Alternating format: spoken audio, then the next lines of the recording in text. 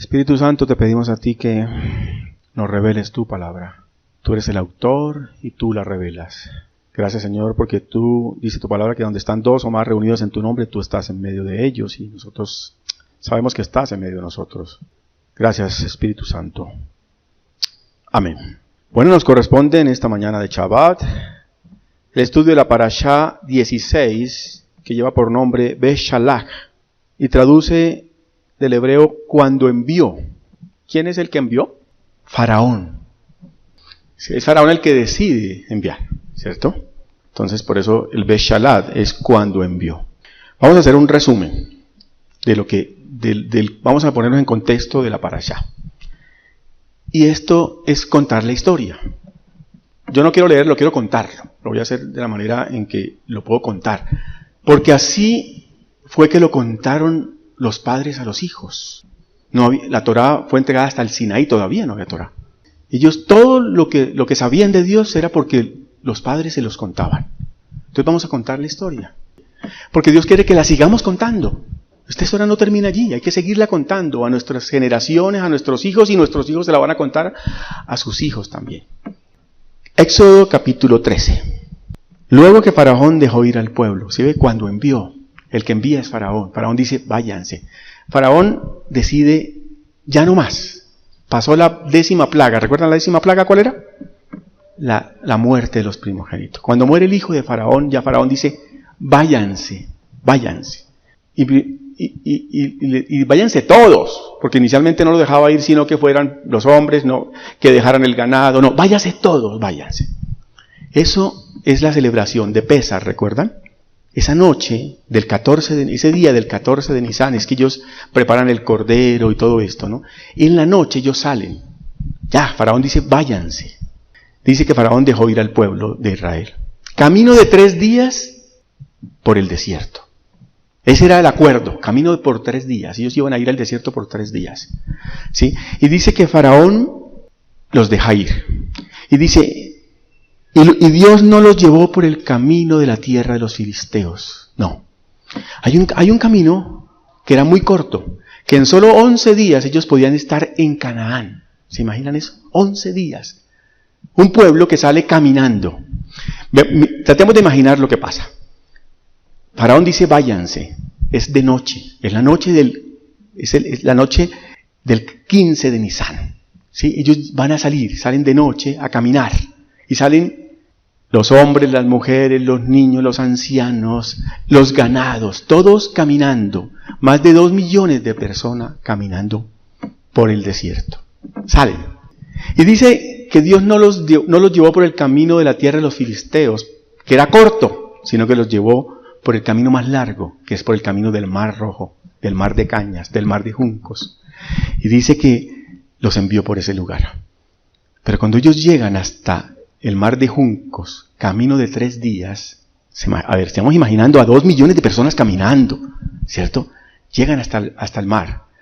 Parece que quedan como encerrados, ¿sí? Allí en ese lugar, porque tienen frente a ellos el mar.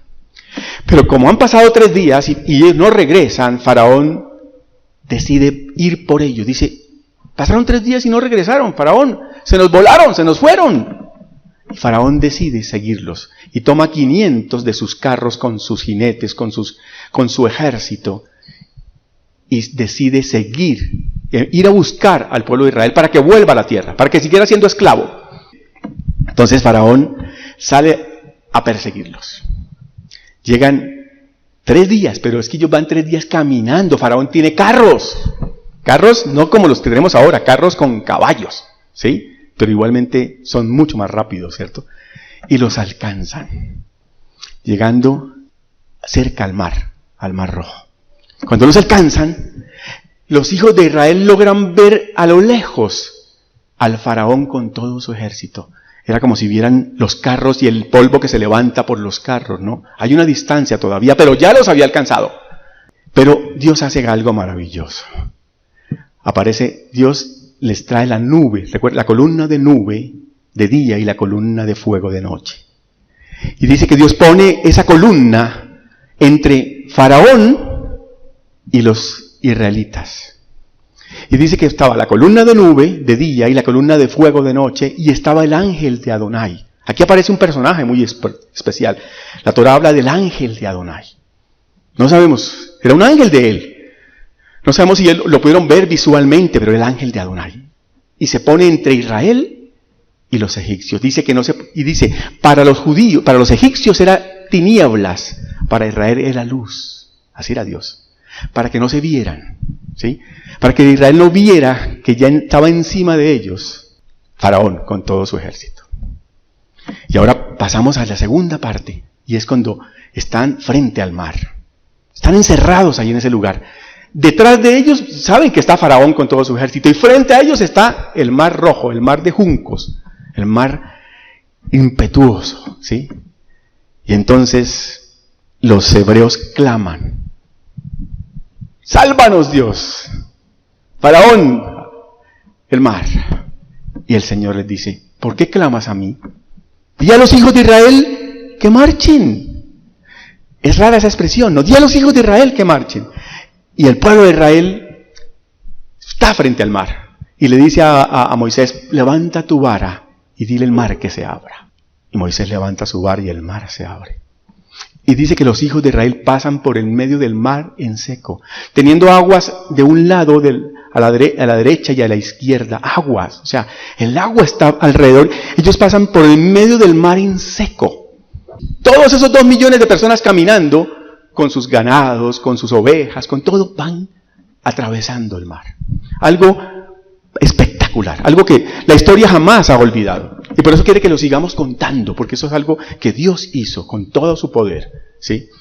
Y entonces Dios permite que Israel atraviese el mar. Pero ¿sabe qué hace? Una vez más, dice Dios, endurece el corazón de Faraón para que lo siga. Señor, están allá, hay una nube, están allá atrapados también porque no pueden pasar porque la nube no los deja. Y ahora Dios da permiso. O sea, Dios, ¿por qué haces eso? O sea, dice, endurece el corazón de Faraón para que lo siga. Y quita la nube, y quita el ángel de Adonai para que Faraón pueda pasar. Y cuando Faraón ve que el pueblo está atravesando el mar, él también se mete en el mar, ¿sí? Pero ya está amaneciendo. Y cuando ya está, hay una noche de por medio, ¿no? Ya los israelitas están saliendo ya del mar, ¿sí? Y Faraón está entrando a perseguirlos, ¿no? Y dice que el Señor le dice a Moisés: Moisés, levanta de nuevo tu vara y que el mar vuelva otra vez. Y él dice que el mar volvió con toda su fuerza y echó en el mar al jinete y al caballo. Y Faraón y todo su ejército queda muerto en el mar por el poder de Dios, ¿sí? Y al amanecer dice que los hebreos solamente pudieron ver a todos los cadáveres de los egipcios flotando en el mar. Porque el Señor había conmovido todo y había roto las ruedas, recuerdan, las ruedas de los carros para que ellos quedaran allí. Y dice que Israel pasó por el mar en seco. Uno dice que hay cosas que son grandiosas en el mar en seco. O sea, el mar se aparta, pero el mar es agua, ¿no? Pero no, estaba seco. Los egipcios pasan, ya el mar vuelve a su fuerza y el mar los ahoga a todos ellos. Y dice que Moisés canta un cántico y se conoce como el cántico de Moisés. Y ese cántico tiene que ver exaltando a Dios. Echaste al agua, mataste al jinete y al caballo.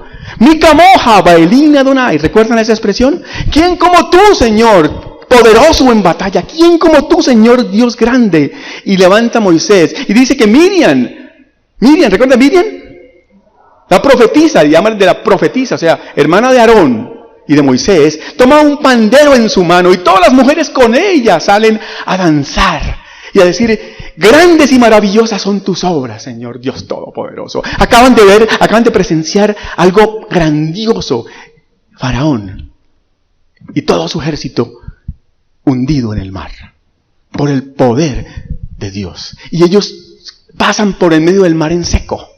Algo grandioso, ¿sí? Y levantan su voz y cantan ese cántico. Ese cántico todavía está ahí.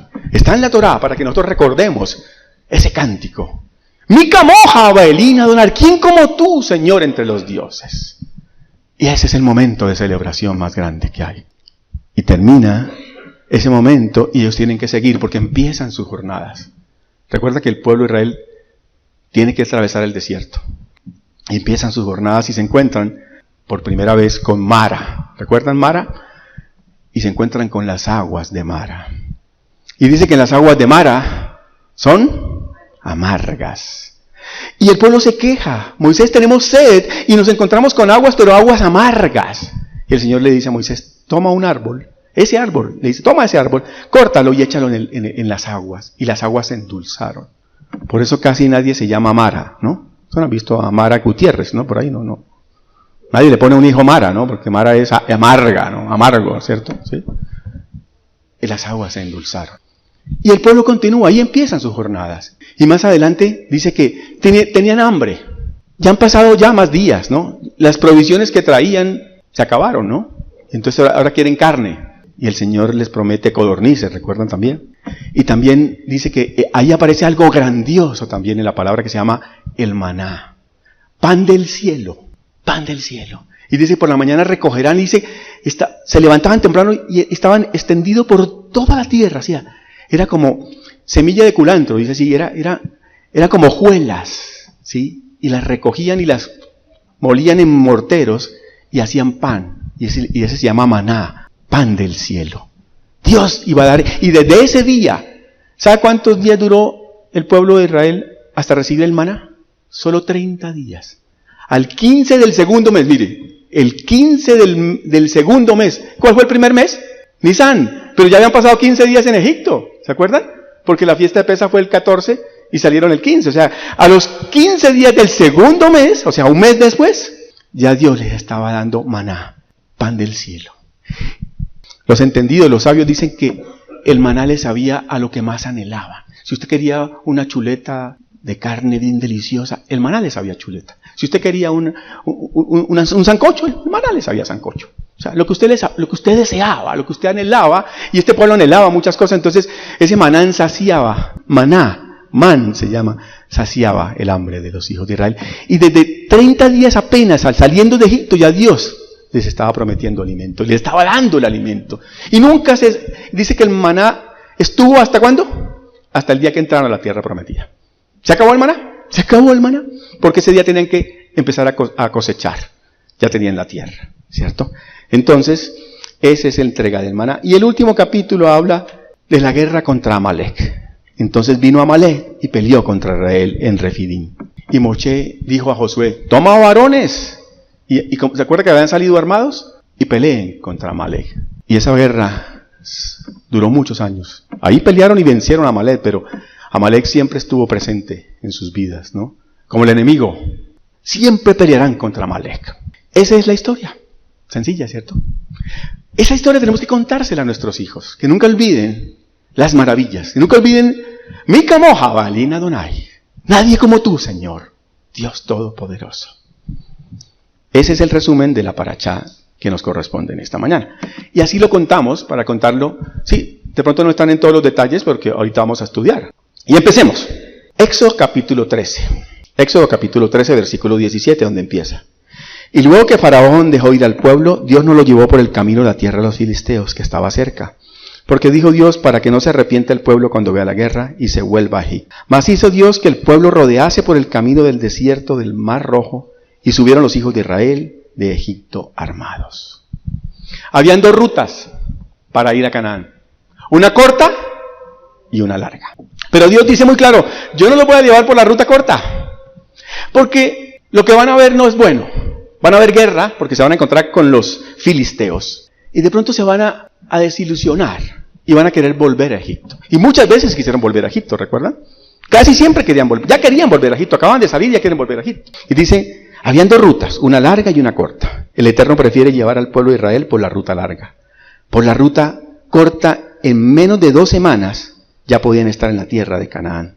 Les tomó 40 años entrar en la tierra prometida, en un viaje que normalmente debería durar más de unas pocas semanas. Camino corto, para que el pueblo no quisiera regresar. Entonces, no por el camino largo. Perdón, no por el camino corto.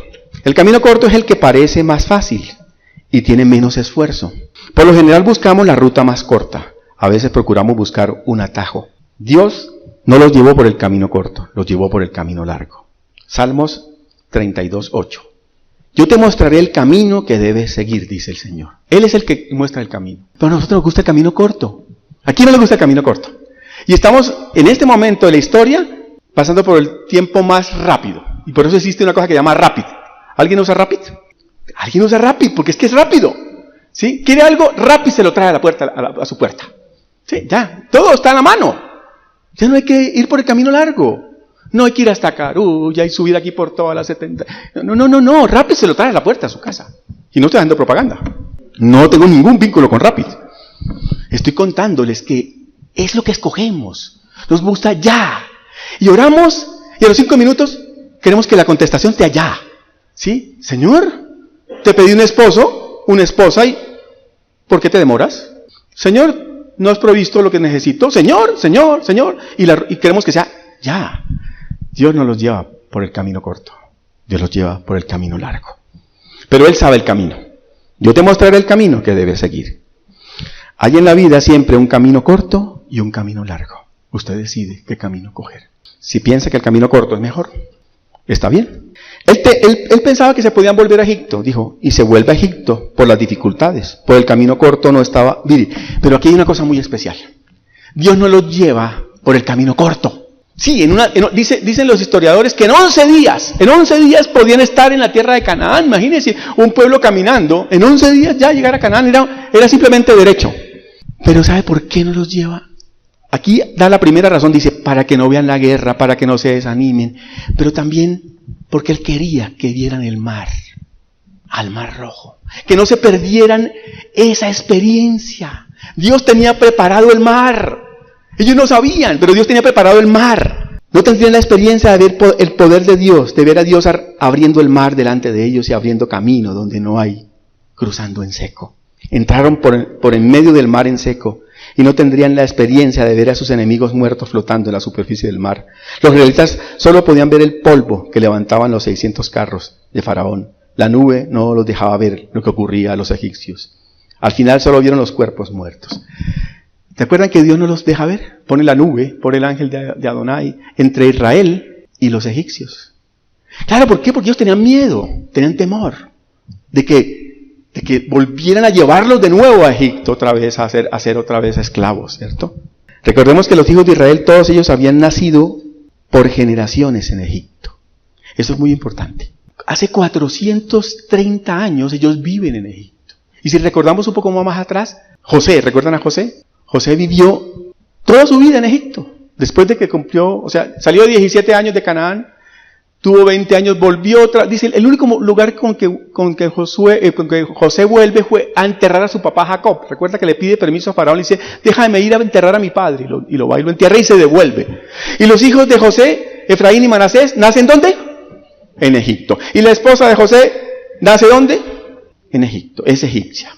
¿Cierto? Y todos ellos se van a vivir ¿a dónde? A Egipto. Porque allá había alimentos, ¿se acuerdan? Y José les dio la tierra de Gosén, la tierra más hermosa, llena de pastos para sus ganados. Y ahí vivieron muchos años. Pero la Torah dice que fueron esclavos por 400 años en Egipto. Eso es lo que dice la Torah. No sabemos si fue al principio, fue a la mitad de los 400 años, pero dice que fueron esclavos por 400 años. Porque cuando Faraón se da cuenta que ellos crecen y se multiplican mucho, se vuelven peligro para ellos, entonces los esclaviza, ¿cierto? Entonces ellos nacen ahí, sus hijos nacen, mire, por generaciones. Dice una generación es relativo, el tiempo de una generación es relativo, dice, entre 50 y 60 años, más o menos dura una generación. Si cogemos los 430 y los dividimos en 60, nos da 7 generaciones. Padres, hijos, nietos, abuelos, bisabuelos, tatarabuelos, todos fueron egipcios. ¿Sabían ustedes eso? Era el pueblo de Israel. Sí, era el pueblo de Israel, pero habían nacido en Egipto. Y lo primero que uno se pregunta es, ¿sabrían hablar la lengua egipcia? No, ellos nunca aprendieron egipcio, ¿cierto? ¡Claro que sí! Vivían ahí, murieron ahí, sus padres vivían ahí, murieron todos allí. ¿Cómo no iban a saber hablar la lengua? Y además que los capataces eran egipcios y les hablaban, entonces les hablaban en egipcio y ellos no entendían sino en hebreo. Entonces, ¿cómo? No. Por mucho tiempo vivieron allí. Ellos podían tener nostalgia de abandonar el país donde habían crecido, ellos, sus padres, sus abuelos. Pero cuando ellos cruzaron el mar, ellos asumieron su identidad. Ellos entendieron que el cordón umbilical se había roto. Mire, Dios los lleva al mar con un propósito. Ese mar tenía un propósito. Mostrar su gloria, claro que sí. El Dios grande y poderoso, Mikamo, Javelina, y el gran Dios fuerte y poderoso, lo llaman guerrero. Entonces, Él los lleva al mar con un propósito. Que dejaran atrás Egipto, ¿sí? Dice, pero cuando ellos cruzan el mar, ellos asumen su identidad. Ellos entendieron que el cordón umbilical se había roto. ¿Había un cordón umbilical con Egipto? Claro que había un cordón. Las costumbres, la comida, todo lo que habían vivido por 400 años estaba ligado a Egipto. Pero Dios quiere que ese cordón se rompa. Que Dios determina es el mar. Travesemos, cuando cruzan ese mar, atrás queda Egipto. Usted me va a decir, no, pero eso no fue así. Claro que no fue así. Porque no es así tan sencillo. Romper un cordón umbilical no es tan fácil. Pero hay que romperlo, ¿no? Ellos entendieron que el cordón umbilical se había roto, que ellos eran egipcios, aunque habían nacido allí por generaciones, que ellos eran descendientes de Abraham, de Isaac y de Jacob. Dios quería que cruzaran el mar para que pudieran tener esa magnífica experiencia. Sí, mire que el Señor nos dice, nosotros vivimos en esta tierra, ¿cierto? Pero no somos de aquí, ¿sabían eso? ¿Sí recuerdan eso? Aquí viven, pero ¿de dónde somos? Nación santa, de los cielos, ¿cierto? Vivimos aquí todavía con las costumbres de aquí y todo, pero somos de allá. Ellos sabían que eran hijos de Dios. O sea, ¿quién se los contó? Sus padres se los contaron. Por generaciones dijeron, usted no se le olvide que ustedes son hebreos. Y le contaron siempre que había un hombre llamado Abraham, el padre Abraham, y que Abraham tuvo 2 hijos, ¿se acuerdan? Abraham, Isaac, Jacob, o sea, todos estos se lo contaron y ellos no perdieron su identidad, pero vivieron allí y las costumbres les golpearon, claro que sí, pero Dios les permite pasar por el mar para que ellos corten eso, ¿cierto? Y aquí pasa algo precioso. Cuando ellos están frente al mar, ¿recuerdan? Ellos tienen miedo, Faraón está atrás, el frente está el mar, y el Señor les pregunta, ¿por qué clamas a mí?, le dice Dios a Moisés. ¿Por qué claman a mí? He oído el clamor de mi pueblo. ¿Ya Dios había oído el clamor de su pueblo? ¿Cuándo dijo Dios esto? En la zarza, ¿recuerda? Cuando le habla a Moisés, le dice, porque yo he oído el clamor de mi pueblo. ¿Por qué ese pueblo clamaba? Porque querían libertad, ¿cierto? Y clamaron muchos años. Mire, por eso es que ahorita hablamos de oración. Mire que estos temas son tan grandes. Aquí aparece un tema que es la oración, ¿no? ¿Por qué clamas a mí? He oído el clamor de mi pueblo. Dile al pueblo que marche. Moisés está con todos los hijos de Israel ahí frente al mar. Y tienen miedo, están asustados. Faraón lo sienten allá atrás. No lo ven, pero saben que Faraón está atrás con todo su ejército. Y el frente de ellos está el mar. Un mar grande, impetuoso. ¿Usted no ha tenido la oportunidad de estar frente al mar? El mar produce una emoción muy grande, pero también produce temor. Usted está frente al mar y uno siente ese olor del agua salada, pero también usted ve lo magnífico que es, lo grande que es, pero también es peligroso también, ¿cierto? Entonces, están frente al mar. ¿Por qué clamas a mí? No era tiempo de clamar. Ya habían clamado durante 400 años. Ya Dios dijo, ya he oído el clamor de mi pueblo. Ya Dios tiene claro lo que va a hacer. Pero siguen clamando, ¿cierto? Dile al pueblo que marche, le dice el Señor. La pregunta que yo me hacía era, esa me la hago yo. Señor, hay agua frente a mí. ¿Por qué me dices que marche? ¿O no? ¿No se la preguntó usted? ¡Marchen! Señor, hay agua. ¿No ves el agua, Señor? Es como si Dios no viera, ¿no? O sea, Señor, hay agua. Hay un mar impetuoso frente a mí. Y el Señor le dice, no clamen, marchen, háganlo. Lo único que vemos es que inmediatamente a esa orden, la orden de Dios le dice a Moisés, levanta tu vara y extiéndela. O sea, primero le dice a los hijos de Israel que marchen. Y simultáneamente le dice a Moisés, toma la vara y extiéndela. Yo creo que ellos empezaron a marchar. ¿Sí o no? Por obediencia. Inmediatamente Moisés extiende su vara y el mar se abre. Es muy parecido a la segunda vez que el mar se abrió. ¿Recuerdan la segunda vez que el mar se abrió? La segunda vez que se abre el Jordán. Ellos tienen que ya entrar a la tierra prometida. 40 años después.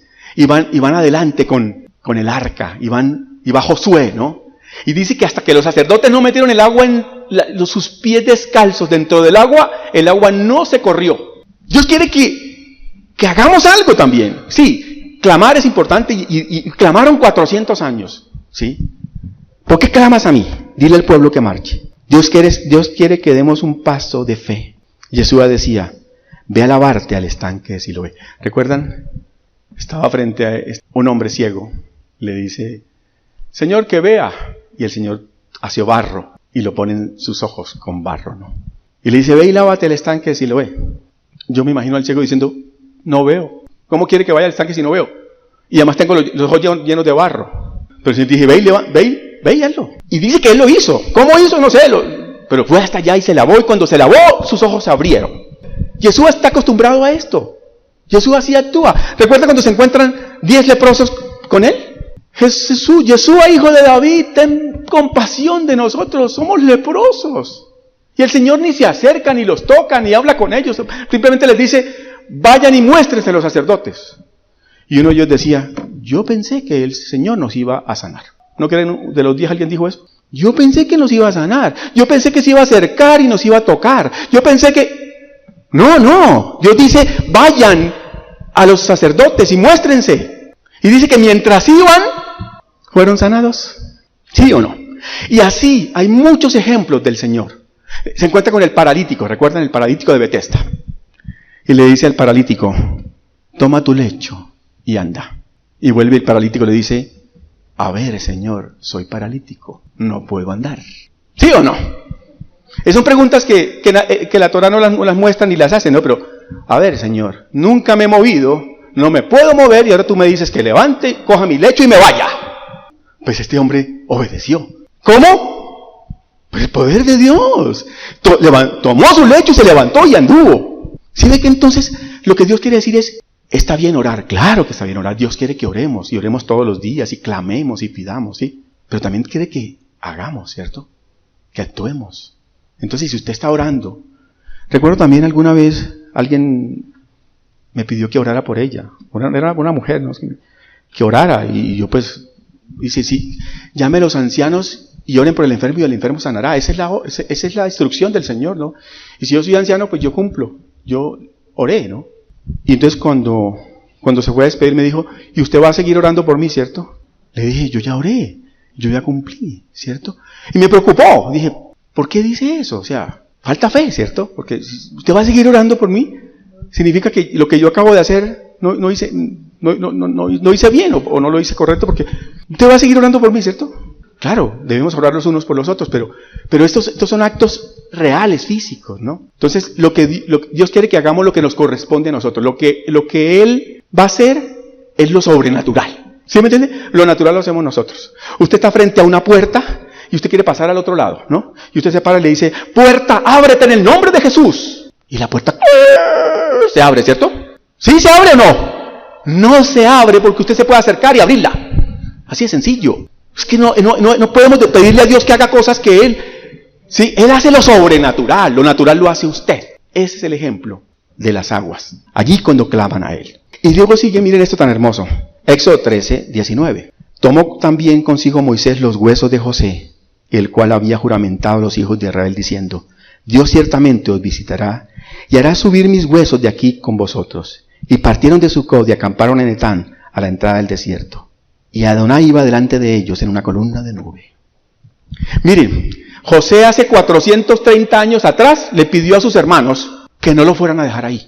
¿Por qué les pidió eso?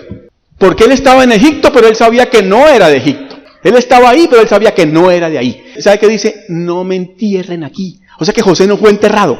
José fue embalsamado y puesto en un sarcófago. Y lo guardaron en algún lugar. ¿A quiénes enterraban? En las pirámides enterraban a los faraones, ¿recuerdan? Eso la historia ya lo cuenta. A José no lo enterraron, lo guardaron, lo embalsamaron y lo guardaron en algún lugar. Pero habían pasado 400 años. ¿Y quién se iba a acordar dónde estaban los huesos de José? Pues Moisés se acuerda. Pero es que Moisés no había nacido. Claro que no había nacido. Pero había una promesa. Y él pidió, no me vayan a dejar aquí. Y esa promesa se fue recordando por año tras año. Y Moisés dice, y tomó también consigo Moisés los huesos de José. Mire, las promesas se cumplen. Y esa promesa se la pidió José a sus hermanos. Y entre los hermanos había uno que se llamaba Leví. ¿Recuerdan a Leví? Que todavía no era ni sacerdote, ni era simplemente un hermano llamado Leví. Pero ese hermano también recordó y le dijo a los otros, y de ese Leví, nace el último de esos levitas de la época, se llama Moisés, levita. que recordó la promesa que se le había dicho a José, que no iban a dejar sus huesos allí. Por eso, él sale con eso. Nosotros vemos siempre la historia y nunca nos imaginamos que siempre los huesos de José iban por el desierto. Nosotros nunca vemos eso, porque es que como que nos centramos en otra parte de la historia, pero los huesos de José siempre iban con ellos hasta que entraba a la tierra prometida. O sea, vemos por las aguas de Mara, los huesos de Moisés iban ahí. Cruzaron el Mar Rojo, los huesos de José, todo. O sea, José estuvo todo el tiempo allí, porque él iba también con ellos a la tierra de Canaán. Las promesas se cumplen, no olviden eso. Hay personas que prometen y no cumplen. Y este texto nos lleva a decir, cuidado con las promesas. Yo voy tranquilo y nunca va. Nunca fue. Pero es que no pude, es que usted sabe que uno vive ocupado. Usted no prometa para que no falte, ¿cierto? No diga que va a hacer una cosa cuando no la quiere. Aquí lo hizo. Moisés, después de 400 años, dice, y tomó Moisés los huesos de José, para que se cumpliera. Entonces, 15. El cántico de Moisés. Es la primera vez que, miren esto tan hermoso que encontré. Es la primera vez que en más de 400 años que el pueblo de Israel canta.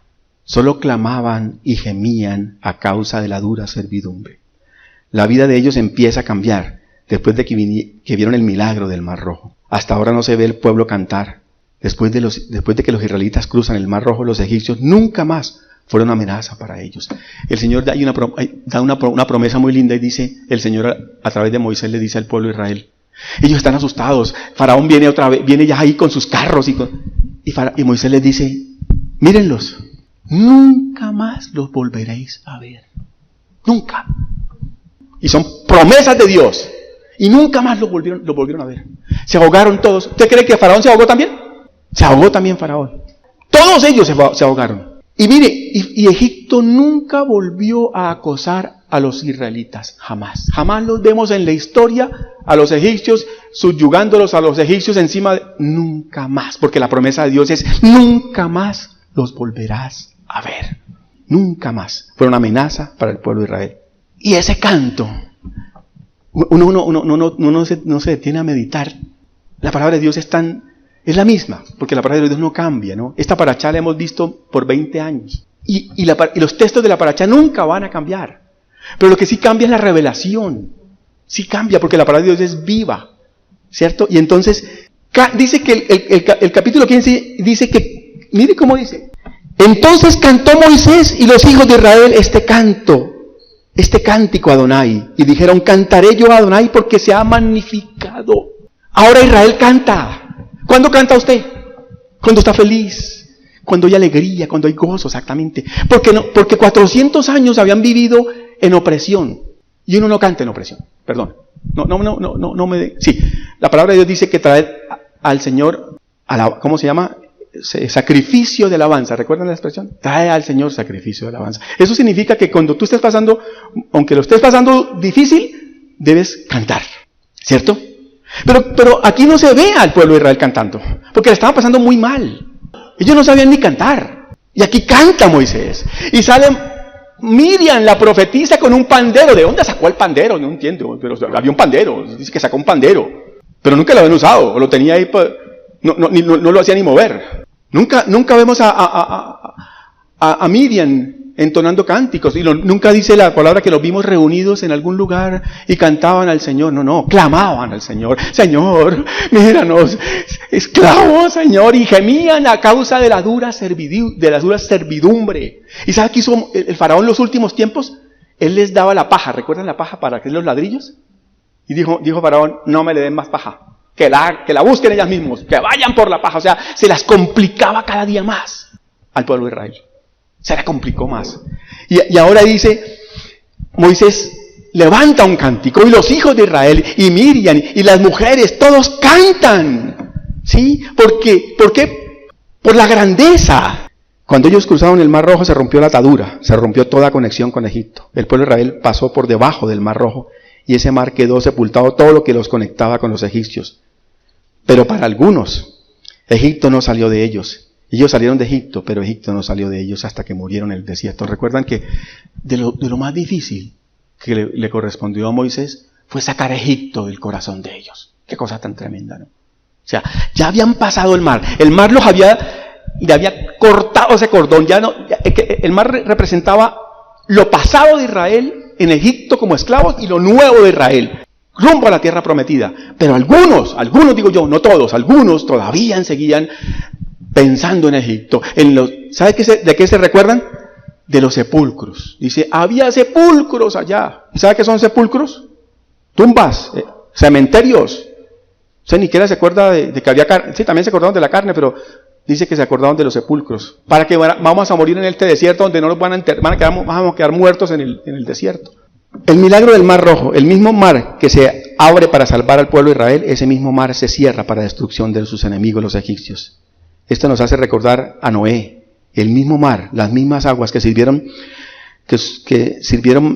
para consumir toda aquella generación perversa y adúltera, esas mismas aguas hicieron flotar el arca que redimió a Noé y a su familia. Esto nos recuerda a la tevilá, inversión del verbo sumergir, inundar, cubrir completamente. El pueblo de Israel fue introducido en el agua, una pared de agua en un lado y en el otro, y salieron bendecidos al otro lado. Y miren lo que dice Corintios, porque no quiero, hermanos, que ignoréis que nuestros padres estuvieron bajo la nube y todos pasaron el mar. Y todos en Moisés fueron bautizados en la nube y en el mar. Y todos comieron el mismo alimento espiritual. Y todos bebieron la misma bebida espiritual. Porque bebían de la roca espiritual que los seguía. Y la roca era Mashiach. Pero de los más de ellos no se agradó Dios, por lo cual quedaron postrados en el desierto. Mas estas cosas sucedieron como ejemplo para nosotros, para que no codiciemos cosas malas como ellos codiciaron. Qué lindo versículo. Y estas cosas sucedieron como ejemplo para nosotros. Por eso, después de tantos años, hoy las leemos otra vez. Porque todo esto sucedió como ejemplo para nosotros, para que no codiciemos lo que ellos codiciaban. Y era necesario que el Señor los pasara por el mar, por ese majestuoso mar. Y era necesario también ellos pasaran por el desierto. Y alguien me decía, uy, menos mal que no tengo que pasar por el desierto, ¿no? No se asuste con el desierto, ¿no? A veces Dios nos hace pasar por un desierto. Y alguien me decía, no, ya nosotros no pasamos. A veces nos hace pasar por algún desierto. No se extrañe de eso. ¿Pero por qué? ¿Para qué? Y Dios dice, ¿para qué? Para probaros, para probarlo, saber qué había en su corazón. Él quería saber, porque mire, sus sandalias no se envejecieron, su vestido no se envejeció, había maná, tenían la columna de nube de día, la columna de fuego de noche. Dios es grande y maravilloso, pero se quejaban, y tenían maná y se quejaban de la comida, y tenían la columna de nube de día y se quejaban del calor, y tenían la columna de fuego de noche y se quejaban del frío, porque Él quería probarlos para ver qué había en su corazón. ¿Usted cree que Dios nos prueba? Dios nos prueba. Claro que nos prueba. Él quiere saber qué hay en nuestro corazón. Si somos o no gratos. Él quiere que seamos agradecidos con el Señor. Que seamos gratos. Mika moja baelina Adonai. ¿Quién como tú? No hay un Dios como nuestro Dios. Mika moja baelina Adonai. ¿Quién como tú, Adonai? Ahora ellos saben que no hay Dios como nuestro Dios. La alegría vino para cantar. Pero el cantar vino por el conocimiento de quién era Dios. Aquí vemos la importancia de cantar con entendimiento. ¿Usted sabía que hay que cantar con entendimiento? Aquí hay un versículo que dice que hay que cantar con entendimiento en los salmos. El pueblo de Israel cantó cuando cruzó el Mar Rojo. Miriam tomó el pandero en su mano. Éxodo 15:20. Entonces Moisés y los hijos de Israel cantaron este cántico al Señor. Salmos 106:12. Pero Él los salvó por amor de su nombre, para hacer notorio su poder. Reprendió al Mar Rojo y lo secó. Les hizo ir por el abismo como un desierto. Los salvó de la mano del enemigo y lo rescató de la mano del adversario. Y cubrieron las aguas a sus enemigos. No quedó ni uno de ellos. Entonces creyeron a sus palabras y cantaron alabanzas. Por eso tenemos que cantar. Porque creemos a su palabra. Porque nos alegramos de que tenemos un Dios grande y poderoso. Entonces debemos cantar.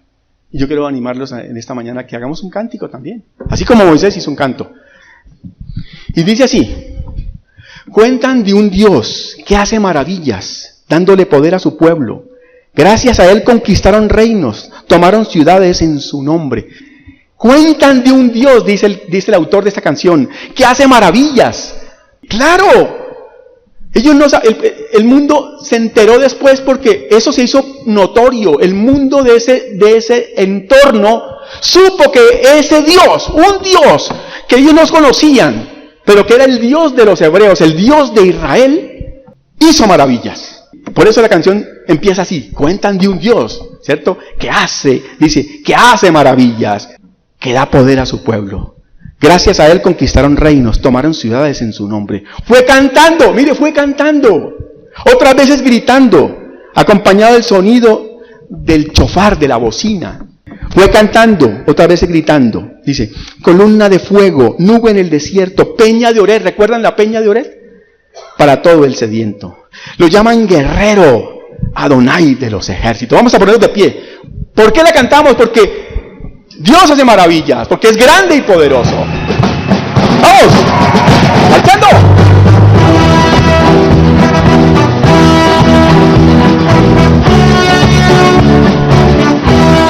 ¡Aleluya! Cuéntale un Dios que hace maravillas, dándole poder a su pueblo. Gracias a él conquistaron reinos, tomaron ciudades en su nombre. Fue cantando, otras veces gritando, acompañado de sonido de bocina. Fue cantando, otras veces gritando, a viva voz a su Dios. Columna de fuego en el desierto, peña de Oreb, para todo